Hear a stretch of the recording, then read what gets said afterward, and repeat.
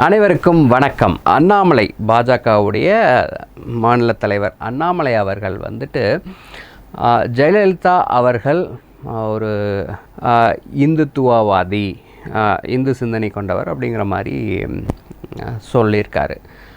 அதை எப்படி அவர் சொல்லலாம் அப்படின்னு ஜெயக்குமார், முன்னாள் அதிமுக அமைச்சர், அவர் சொல்லியிருக்காரு. எப்படி அவர் சொல்லலாம்? அம்மா அப்படி சொன்னாங்கன்னு தெரியுமா? அப்போல்லாம் அவர் சொல்லவே இல்லை. அவங்க அம்மா என்ன சொல்லியிருக்காங்க அப்படின்னா, இந்துக்களுக்கும் ராமர் கோயில் வழிபட உரிமை இருக்குது, அதே மாதிரி இஸ்லாமியர்களுக்கும் பாபர் மசூதி வழிபட உரிமை இருக்குது, எந்த பாகுபாடும் இருக்கக்கூடாது அப்படின்னு தான் சொல்லியிருக்காங்க அப்படின்னு ஜெயக்குமார் அவர்கள் சொல்லியிருக்காரு. அரசியலேருந்து நான் விலகிறேன். நான் கர சேவைக்கு ஆள் அனுப்புறதுக்கு அம்மா சொன்னாங்களா? அன்னைக்கு என்ன சொன்னாங்க அம்மா? அன்னைக்கு பாபர் மசூதியும் இடிக்கக்கூடாது, ராமர் மசூதி இதுவும் ராமர் கோயிலும் கட்டணும். இதுதான் அம்மாவுடைய ஸ்டாண்டு. ஏன்னா ரெண்டு மதங்களை மதிக்கப்படணும். இந்துவாக இருந்தாலும் மதிக்கப்படணும், இஸ்லாமியர்களாக இருந்தாலும் மதிக்கப்படணும் அடிப்படையில் தான் அம்மாவுடைய கருத்து இருந்தது.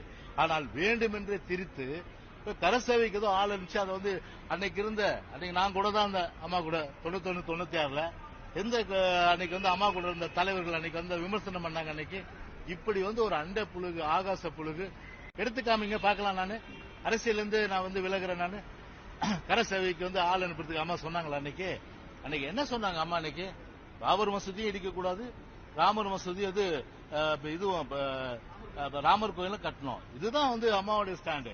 ஏன்னா ரெண்டு மதங்களை மதிக்கப்படணும். இந்துவாக இருந்தாலும் மதிக்கப்படணும், இஸ்லாமியர்களாக இருந்தாலும் மதிக்கப்படணும் அடிப்படையில் தான் அம்மாவுடைய கருத்து இருந்தது.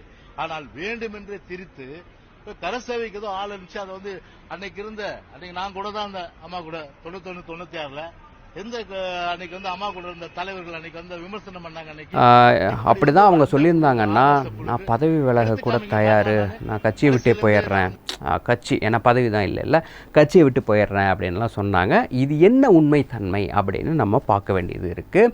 1992 டிசம்பர் 15 பார்த்தா ஒரு ஆர்டிக்கல் நம்ம பார்க்க வேண்டியது இருக்குது, இந்தியா டுடே. அதுதான் நீங்கள் பார்த்துட்ருக்கீங்க. அதில் ஜெயலலிதா அம்மையார் அவர்கள் சொல்லியிருக்காங்க. அதாவது பெரும்பான்மையான ஒரு மதத்தை சார்ந்த வழிபாட்டு தலத்தை தகர்த்துக்கோ இல்லை அதை வழிபடக்கூடாதுன்னு சொல்கிறதுக்கோ உரிமை இல்லை அப்படிங்கிற மாதிரி ஒரு ஸ்டேட்மெண்ட் கொடுத்துருக்காங்க. அதனால் பெரும்பான்மையான இந்துக்களுக்கு ஒன்று சேர்றதுக்கு நம்ம ஆர்எஸ்எஸில் சேரலாம் அப்படிங்கிற மாதிரி தான் ஒரு ஸ்டேட்மெண்ட் அவங்க கொடுத்துருக்காங்க. ஸோ இதை தான் நம்ம பார்க்க முடியுது. கிளியராக அவங்க சொல்லியிருக்காங்க. சரி, இது ஆர்டிக்கலில் வந்தது. சரி, இதுவே அதிமுகவில் இருக்கிற இன்னொரு தலைவர் என்ன சொல்கிறாரு அப்படிங்கிறத பாருங்கள். அனைத்து இந்திய அண்ணா திராவிட முன்னேற்ற கழகத்தினுடைய நிலைப்பாடு என்ன என்று சொன்னால், இதய டாக்டர் புரட்சி தலைவி அம்மா அவர்கள் முதலமைச்சராக இருந்தபோதே கரசேவைக்கு செல்லுங்கள் என்று கட்டளையிட்டவர். ராமர் கோயில் திருப்பணிக்கு எங்களுடைய தலைவர் முழு ஆதரவு தெரிவித்தவர். இன்று எங்களுடைய கழகத்தினுடைய பொதுச் செயலாளர் போட்டதற்கு எடப்பாடியார் அவர்கள் சற்று உடல்நலம் குறைவாக இருக்கிறது, உடல்நலம் சரியாக இருந்தால் அந்த நிகழ்ச்சியில் பங்கு கொள்வேன் என்று சொல்லியிருக்கிறார். ஆக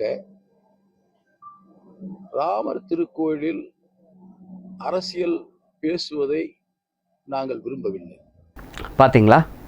அப்போது அதிமுகவில் இருக்கிற ஒரு தலைவர் அம்மா சொன்னாங்க அப்படிங்கிறத உறுதிப்படுத்தியிருக்காரு.